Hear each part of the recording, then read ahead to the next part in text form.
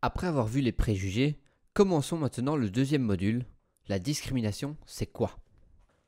Comme précisé dans le premier module, les préjugés sont des pensées. Celles-ci peuvent vous amener à traiter, volontairement ou involontairement, les autres de manière injuste ou à les exclure. Cela devient de la discrimination à partir du moment où l'on passe à l'acte. Vous pouvez croiser ce genre d'acte dans n'importe quel match que vous arbitrez. La discrimination est un traitement inégal ou injuste sur base de caractéristiques personnelles telles que le physique, la religion, les origines, etc. Il est important de noter que la discrimination est punissable par la loi. Il existe d'ailleurs une loi antidiscrimination qui se base sur une liste de 19 critères protégés. Il y a la loi genre qui prend en compte le sexe, la loi antiracisme qui se base sur la nationalité, l'origine nationale ou ethnique, ladite race, couleur de peau et origine.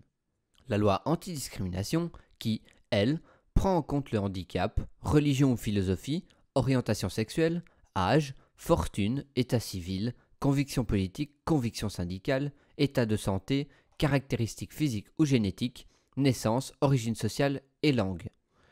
Il est important de noter que tous ces critères protégés sont intégrés au règlement fédéral.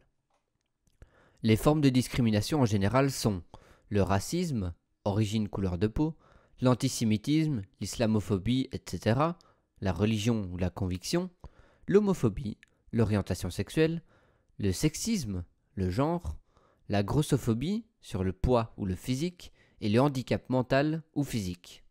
La discrimination se présente sous différentes formes et n'est pas toujours facile à reconnaître. Il y a la discrimination directe, quand on veut vraiment exclure quelqu'un sur base de critères sans fondement. Exemple, un garçon n'est pas autorisé à jouer dans un club parce qu'il est d'une certaine origine. Ou des supporters qui insultent un joueur car il n'a pas la même couleur de peau. Et la discrimination indirecte, quand on exclut sans volonté ou sans s'en rendre compte. Exemple, un club dont l'affiliation est très chère, de sorte que les jeunes issus de milieux plus précaires ne peuvent pas s'inscrire. Ou une cafétéria onéreuse à cause de laquelle les parents ou les jeunes les moins favorisés ont moins de chances de rencontrer d'autres parents ou jeunes dans le club. Dans le football, la discrimination prend plusieurs formes. Parmi ces formes, nous pouvons retrouver les chansons hostiles, les tifos, la discrimination institutionnelle et l'exclusion d'activités. Dans le plan Come Together, il est important de souligner qu'il est de la responsabilité de tous de lutter contre la discrimination et de travailler à un climat sportif positif, un changement de mentalité. Dans cette optique, la fédération propose des formations, le Diversity Board, qui est un ensemble de personnes qui sont là pour conseiller sur la stratégie de lutte, mais aussi des points de signalement.